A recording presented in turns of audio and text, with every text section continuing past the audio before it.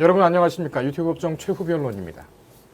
오미크론 변이 바이러스 확산과 함께 코로나19 확진자가 급속도로 늘고 있습니다. 이 정부는 12세부터 18세까지 청소년을 중심으로 한 확산세가 심상치 않다고 판단을 하고 내년 2월부터 방역 패스를 적용하겠다 이렇게 예고를 했습니다. 백신을 맞지 않으면 사실상 도서관이나 독서실 등 출입이 제한이 됩니다. 이런 정부 정책 결정에 한 고3 학생이 헌법 소원 심판을 오늘 청구합니다. 사실상 강제적 처분으로 행복 추구권과 교육받을 권리를 침해했다는 것이 이 학생의 주장입니다. 청구인이 이 학생은 국가를 상대로 한 손해배상 청구 소송까지 검토하고 있습니다.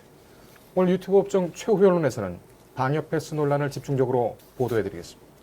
신중권 박지 변호사 나오셨습니다. 어서 오십시오. 안녕하세요. 우리 신 변호사님께서는 뭐 늘 멋지시고 박 변호사님 오늘 이발하셨어요? 네, 이발했습니다. 나날이 미모가 열일을 하고 계신 박 변호사님. 변론도 열심히 하시죠? 네. 알겠습니다. 리액션이 좀 있어야 되는데. 어쨌든 좋습니다. 지금 방역 패스 이거 난리예요. 네. 양측의 얘기를 들어봐도 뭐 둘 다 이해가 갑니다. 네. 그렇기 때문에 더 어려운 문제인 것 같습니다. 결국 헌법재판소 심판대에 오르게 되겠지. 오늘 12월 10일입니다.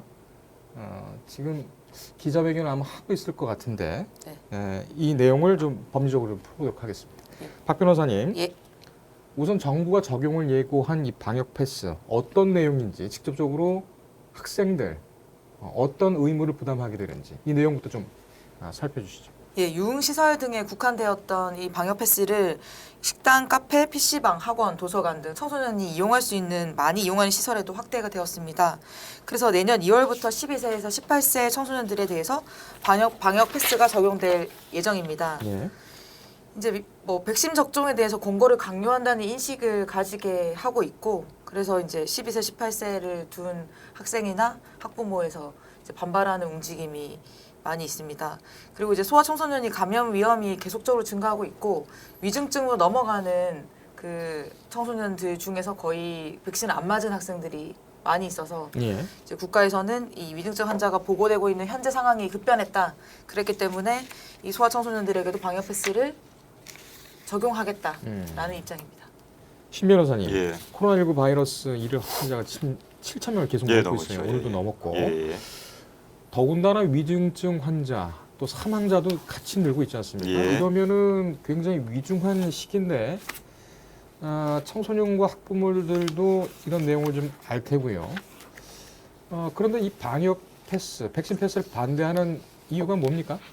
크게 뭐 두 가지를 볼 수 있을 것 같은데요. 우선 기존 백신의 효과에 대한 불신. 백신 효과. 뭐 지금 어차피 백신 거의 뭐 국민의 80%가 맞았는데 지금 계속해서 더 오히려 증가하고 있는 거 아니냐. 그동안 마치 뭐 75% 정도만 넘으면 자가 면역이 돼서 문제 없을 거다라는 식으로 약간 홍보를 해왔지 않습니까? 근데 막상 달성했는데도 불구하고 오히려 줄어들기는커녕 늘어나고 있으니까. 예. 이거 백신 맞아봐도 소용이 없다.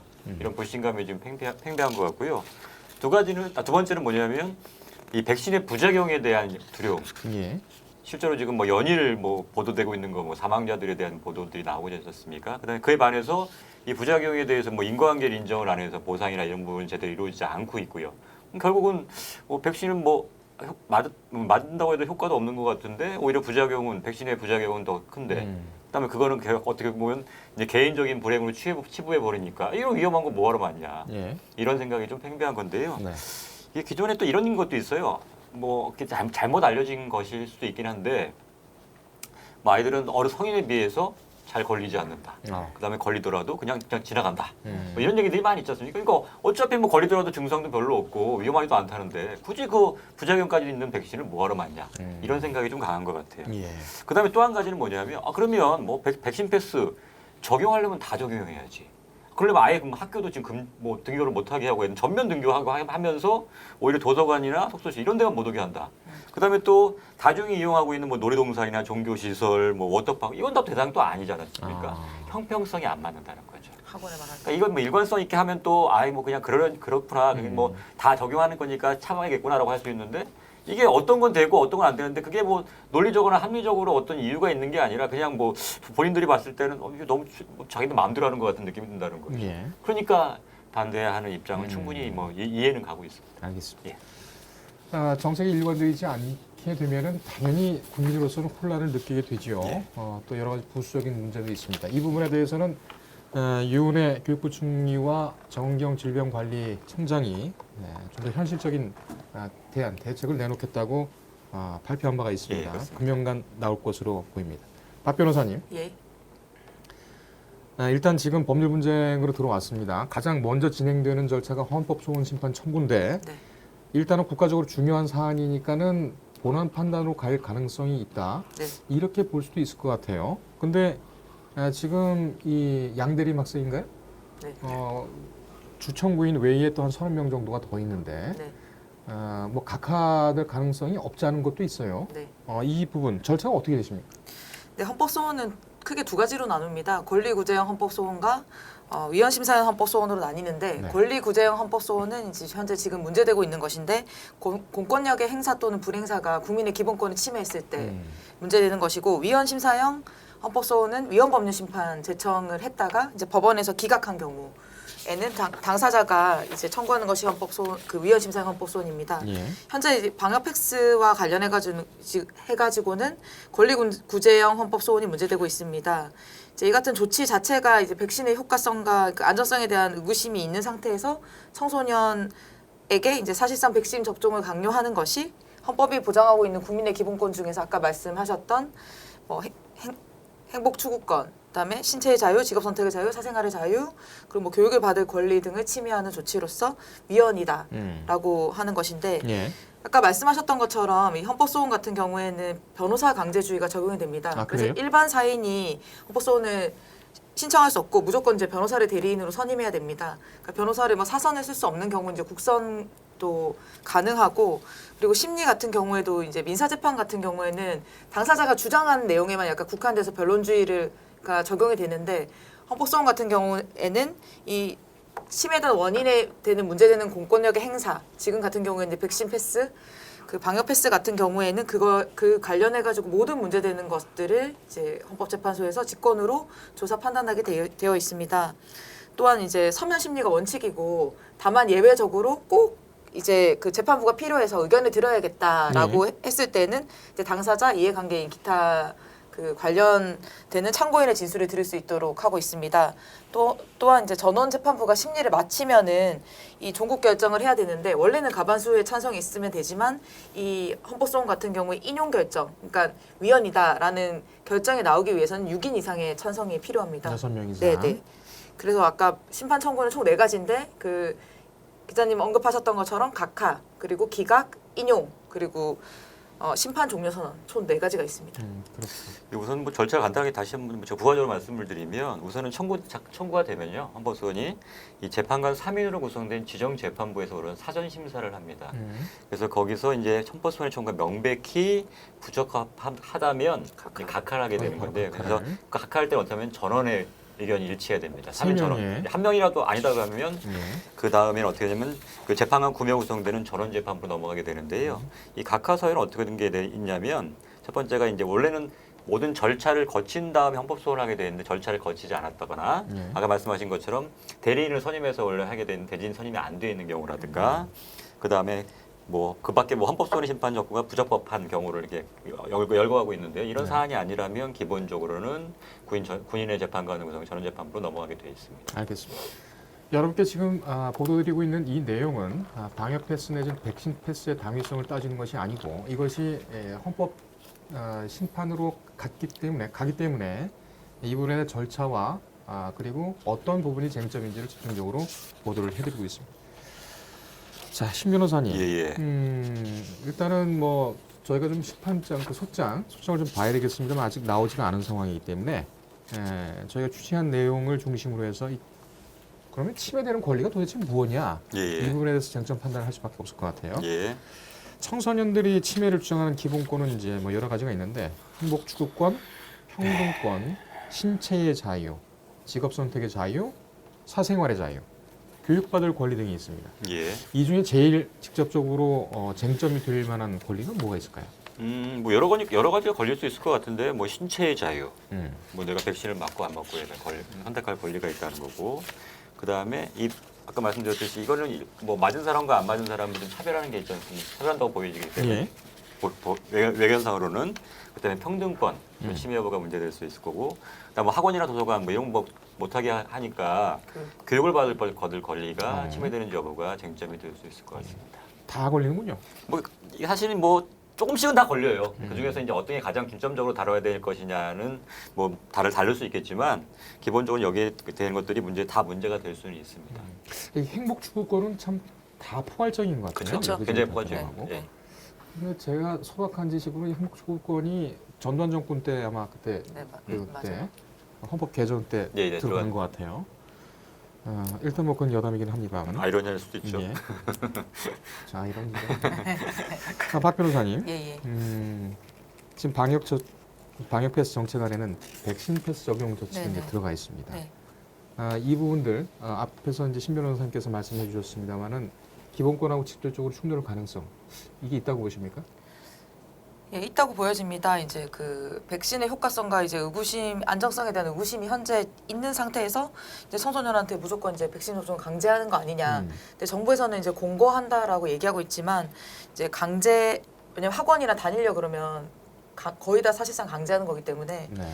그리고 뭐 도서관 같은 경우에도 뭐 따로 뭐 이렇게 비대면으로 책을 빌릴 수 있도록 해줘야 되는데 아예 들어갈 수 없게 만들어놨기 때문에 네, 문제가 될 수 있고 이번 이제 조치에 대해서는 그 반대 입장에서는 이제 세계보건기구가 어린이와 뭐 청소년 증상이 성인보다 가벼우니까 무조건 이 긴급성이 덜하다라고 했음에도 불구하고 왜 백신 접종 없이는 식당, 그다음에 뭐 카페, 학원, 독서실 출입이 금지되냐? 그래서 예. 아까 말씀하셨던 학습권 침해 그리고 이제 신체의 자유를 침해하는.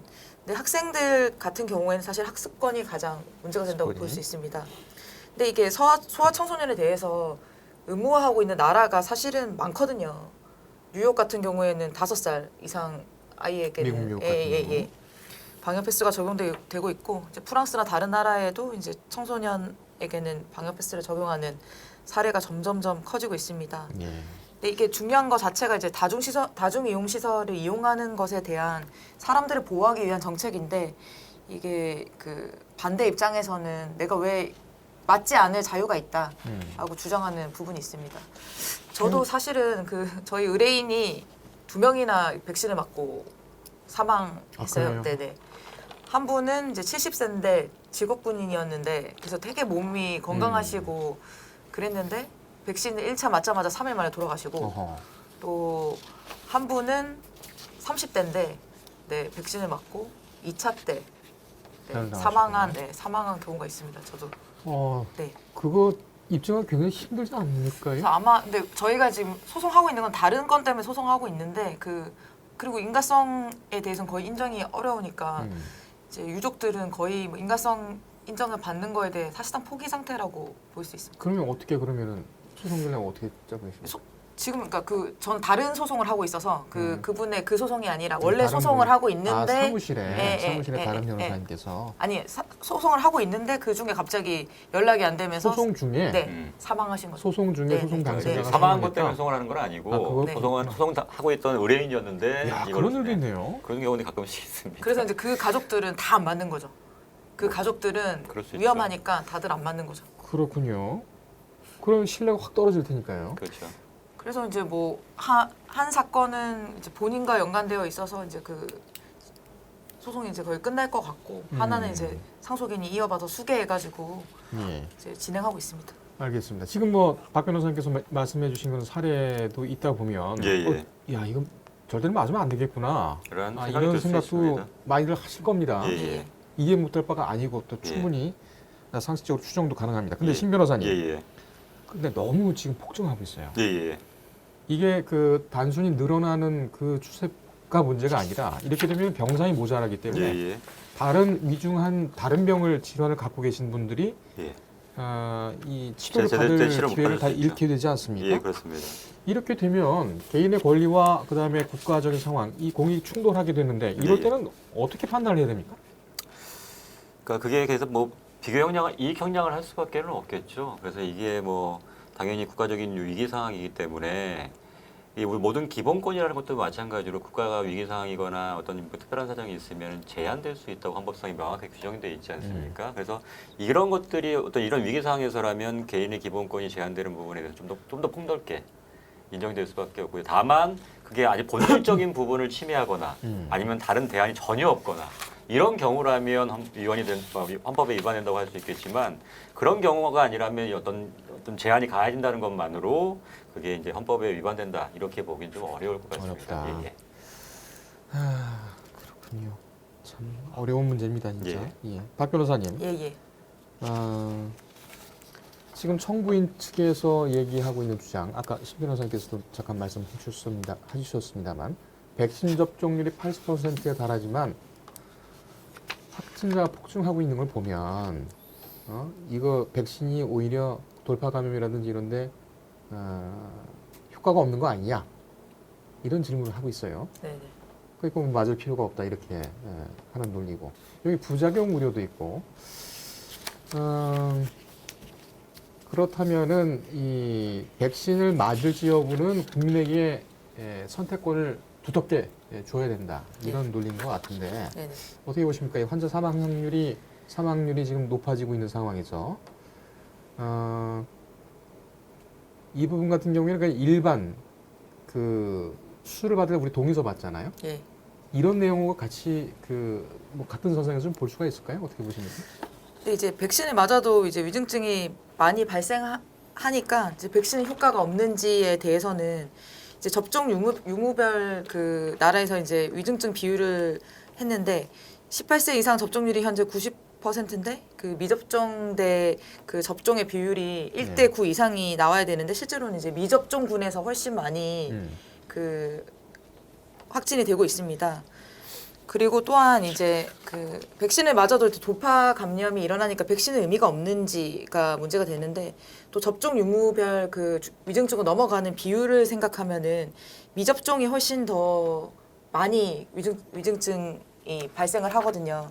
아까 이제 기사님 말씀하셨던 것처럼 이제 보통은 병원에서도 내가 어떤 뭐 부작용에 대해서도 동의를 한 다음에 동의 절차를 하고 뭐 이러이러한 부작용이 있습니다에 대해서 의사에 대한 설명 의무를 거친 다음에 거기에 동의하고 나서 하는데 왜 이제 이런 백신은 그게 없냐라고 말씀하셨는데 사실은 이제 그 원래 아나팔락시스라는 이렇게 딱 쇼크 오는 거 그거와 이제 중증 이상 반응이 있는 사람 있다는 것을 아는 사람은 사실은 몇 명 없잖아요. 본인이 이제 주사 맞아서 이상이 있다는 걸 알고 있으면 당연히 안 맞아도 되는데 그분들은 또 예외가 적용이 되거든요. 이 방역 패스와 관련해 가지고는.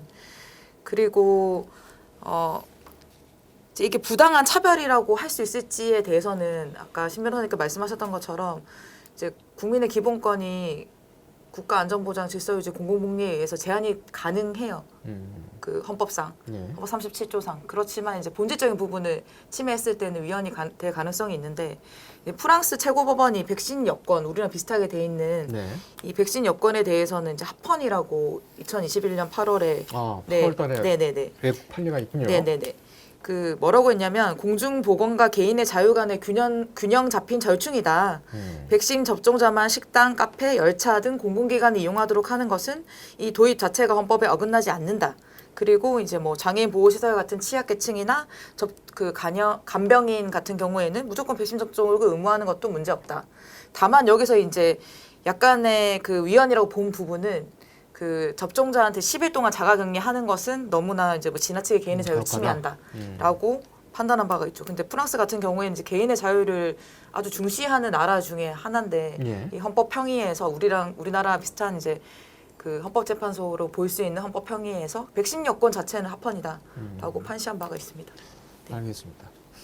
신 변호사님, 지금 청구인 쪽에서는 국가를 상대로 한 손해배상 청구 소송하고 그다음에 당국 책임자들 문재인 대통령까지 포함을 한다고 합니다. 형사고발까지 검토 중이라고 하는데 조금 이르기긴 합니다만 이거 범죄 내지는 손해배상 청구 대상으로 성립될 가능성도 있습니까?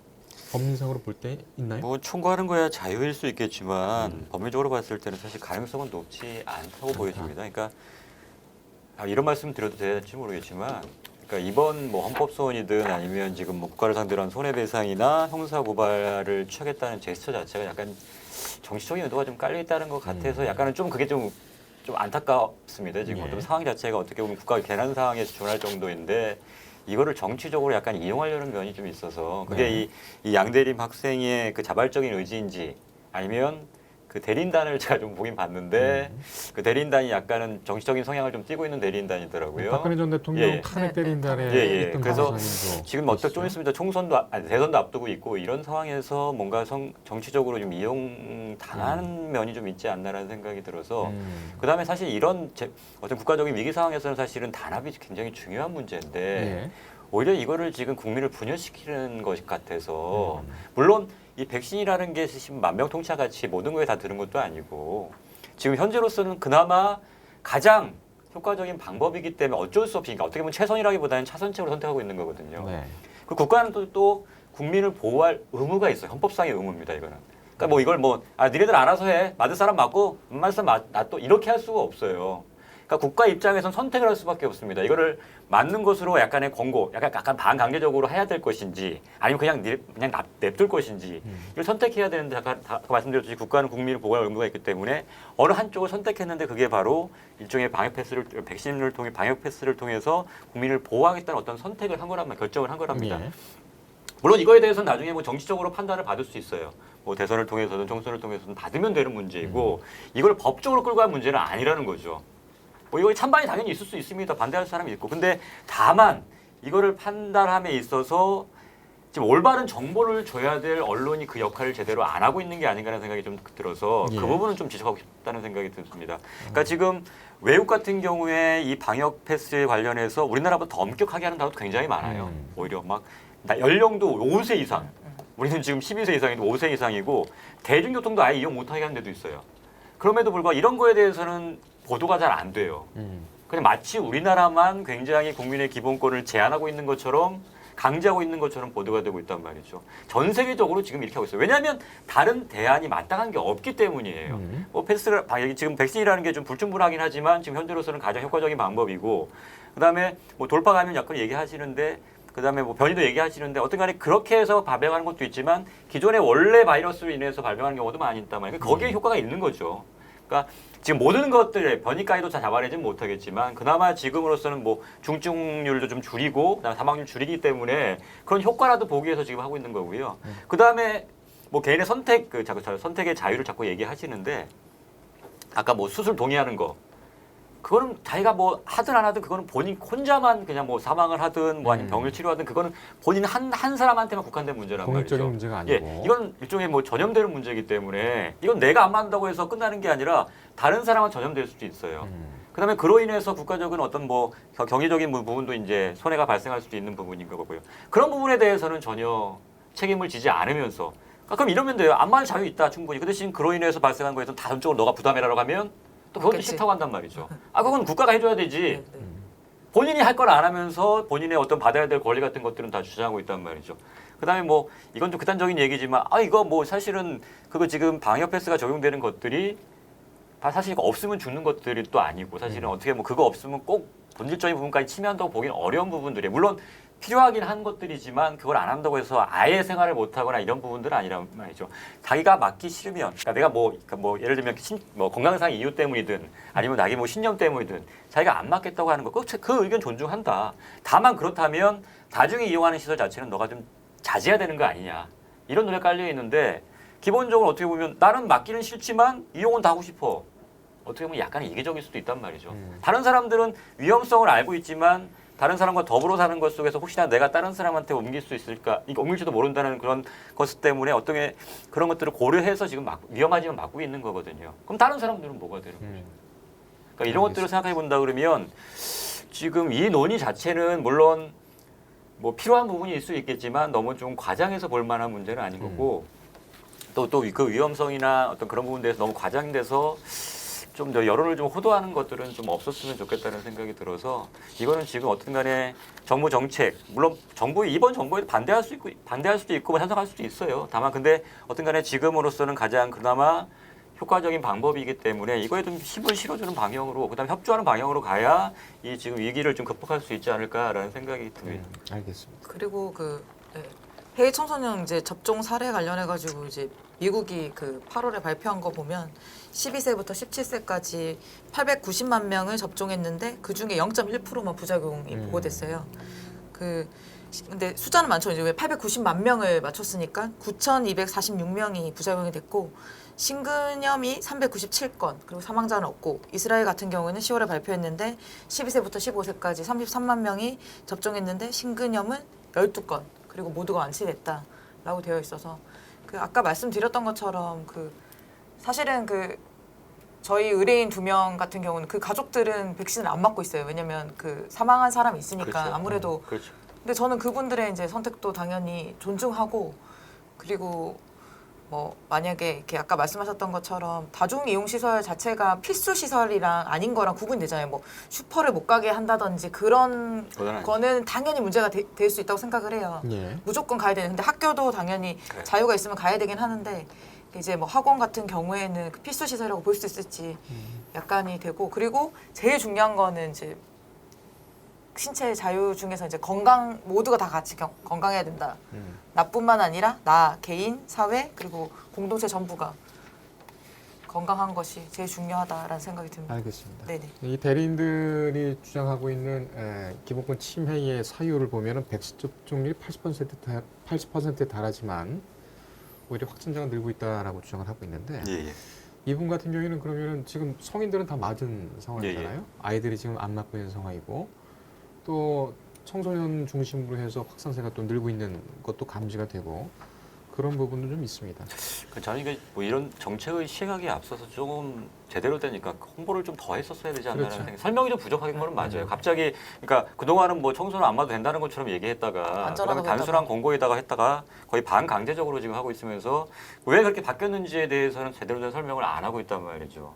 그러니까 그러다 보니까 제대로 된 정보가 아니라 이상한 정보들이 지금 돌아다니고 있으면서 그 불신감을 더 키우고 있단 말이죠.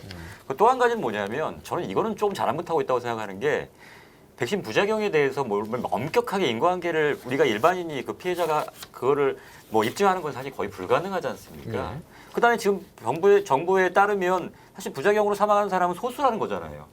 그럼 이 사람들에 대해서 그러니까 명백하게 진짜 다른 원인이 아니라면 이 백신 부작용으로 사망하거나 어떤 장애를 입었거나 이런 분들에 대해서는 국가에서 이걸 보호해 준다는 게 된다고 생각해요. 그러니까 이것마저도 안 하려고 하니까 예. 야 그럼 내가 안 좋다고 맞겠다, 이런 맞아서 거지. 뭐 하냐? 어차피 내가 만약에 이것 때문에 사망하더라도 아무런 국가에서 보호를 안 해주는데 이런 것들이 오히려 더 쌓여 있는 거거든요. 그러니까 거의 대부분 그러니까 특히나 청소년 같은 경우에 만약에 이런 것들로 인해서 만약에 문제가 됐다 그러면 그 전액에 대해서 국가가 책임지는 자세를 보여준다 그러면 그 불신감은 조금 덜할 거라는 생각이 들어요. 근데 이게 안 되니까 그냥 이건 네가 갖고 있던 기저질환 때문이야.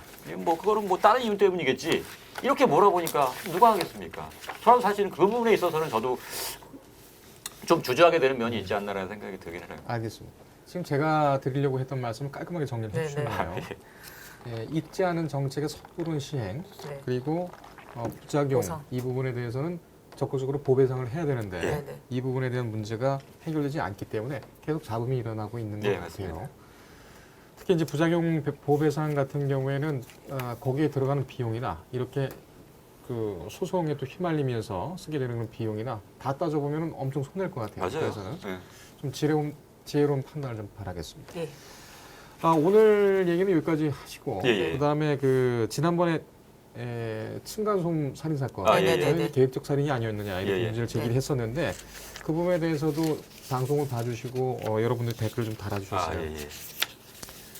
우발이든 계획이든 엄중하게 처벌을 해야 된다는 내용들이 좀 많이 있으셨고요.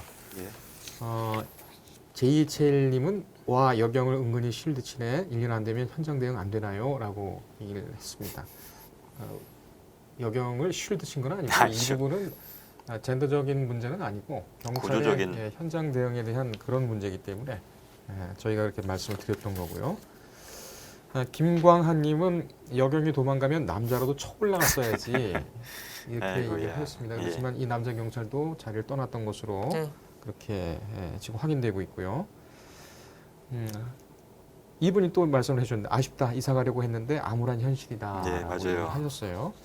비슷한 주택이라든지 이쪽으로 아마 가시려 네. 예, 예. 했던 부분인 것 그날. 같아요. 예, 예. 마수정님 어머나 1등이네 이렇게 해주셨어요. 제일 먼저 댓글 달아주신 분이라 저희가 성함을 말씀을 드렸습니다. 예. 마수정님 고맙습니다. 네. 자, 오늘 뭐 여러 가지 좋은 말씀을 해주셨는데 이 부분에 대해서는 소송이 진행되는 상황 그리고 변론도 있을 수가 있습니다. 헌법재판소에서 국가적으로 중요한 사안이라고 보면은 공개 변론을 열기도 네, 네. 할까요? 예, 예. 제 법설 유튜브 법정 최후 변론팀에서 이 내용 밀도 있게 후속 보도를 해드리겠습니다. 오늘 여기까지 하실까요? 예. 예. 수고하셨습니다. 예, 감사합니다. 감사합니다. 예, 여러분 어떻게 생각하십니까? 저희 최후 변론은 시청자 여러분과 함께 만들어가는 방송입니다. 이 영상에 댓글을 달아주시면 그 댓글, 의견 감사하게 반영하겠습니다. 최후 변론이었습니다.